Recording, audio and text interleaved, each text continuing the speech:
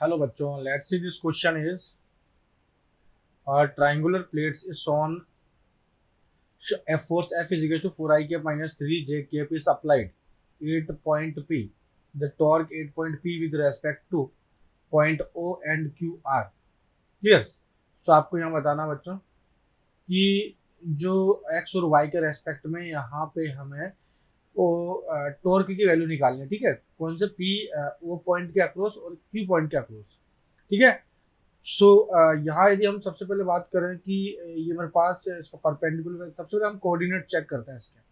तो P point के coordinate क्या होंगे बच्चों, एक्स और वाई कोऑर्डिनेट हम यहाँ देखेंगे, है ना. तो यदि मैं बात करूँ पी वाले पॉइंट की, तो यहाँ इसके ये पूरी 10 सेंटीमीटर, तो ये हो जाएगा बच्चों 5 सेंटीमीटर. तो एक्स कोऑर्डिनेट की जगह जैसे 5, और वाई वाला चेक करते हैं. वाई वाला हो जाएगा आपका, जैसे पी इजिकल हो जाएगा साइन 60 डिग्री. साइन 60 डिग्री है ना इसका वर्टिकल कॉम्पोनेंट. तो जाएगा p की वैल्यू, this is sorry p by 10 है ना. तो साइन 60 डिग्री क्या हो जाएगा, जैसे p बाय 10. तो p बाय 10 हो जाएगा √3/2 कि 5. तो p की वैल्यू कितनी जाएगी, जैसे 5√3. तो ये जाएगा 5√3. ठीक है. तो p कोऑर्डिनेट आ गया हमारे पास, p कोऑर्डिनेट निकल गया. अब बात करते हैं यहाँ पे OP. ये OP की कितनी डिस्टेंस है, तो OP वेक्टर हो जाएगा हमारे पास, this is p vector minus o vector.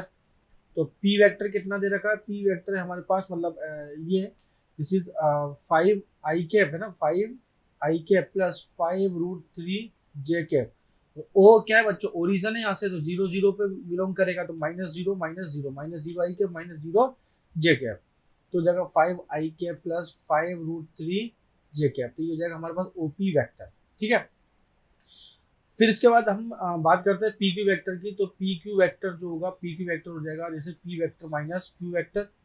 और पी वेक्टर कितना दे रखा है हमारे पास, 5i cap plus 5√3j cap minus Q vector कितना है. क्यू वेक्टर बच्चों यहाँ पे x, this is 10i cap है ना, दिस इज माइनस का 10i कैप. y एक्सिस तो है ही नहीं है, y कोऑर्डिनेट तो है ही नहीं है. ठीक है.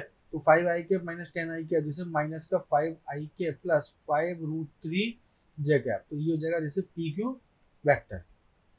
ठीक है. अब बात करते हैं हम क्या पूछा, टॉर्क पूछा पी पॉइंट. टॉर्क हो जाएगा पी पॉइंट पे torque, this is OP vector cross F vector है ना. परपेंडिकुलर डिस्टेंस होती है एफ के अक्रॉस. तो ओपी वेक्टर कितना दे रहेगा, 5i cap plus 5√3j cap. Cross करना है आपको एफ वेक्टर कितना है, 4i minus 3j, this is 4i cap minus 3j cap.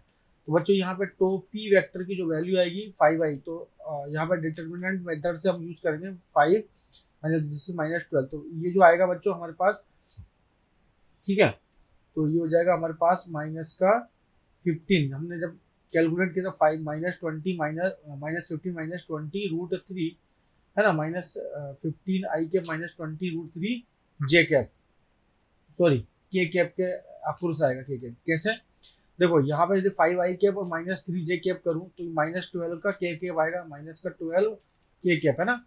और फिर उसके बाद ये 5√3j कैप आई कैप जे आई, तो जाएगा -20 माइनस का 20 एक मिनट 5j आई, तो माइनस का 20√3 के कैप है ना. फिर 5√3j कैप इधर 0 जाएगा, तो 5 × 3, सॉरी 15 है यहाँ पे, -15 के कैप, -15 -20√3 के कैप है ना. इसी तरह से क्यू के अक्रॉस निकालूं, क्यू के अक्रॉस वही वैल्यू, ये हो जाएगा P Q vector cross F vector. तो पी क्यू वेक्टर कितना है, -5i cap plus 5√3j cap है ना. ठीक है. हाँ, और ये एफ वेक्टर कितना हो जाएगा, this is 4i cap minus का 3j कैप. जब क्रॉस मल्टीप्लाई करूंगा तो जाएगा दिस इज 15 माइनस का 20√3 के कैप है ना. तो ये जाएगा के कैप. तो आप देख सकते हो यहाँ पे p और q, ये वाला वैल्यू, ये वैल्यू एक ये वैल्यू, दोनों हमने कैलकुलेट कर ली. -15 -20√3 है ना.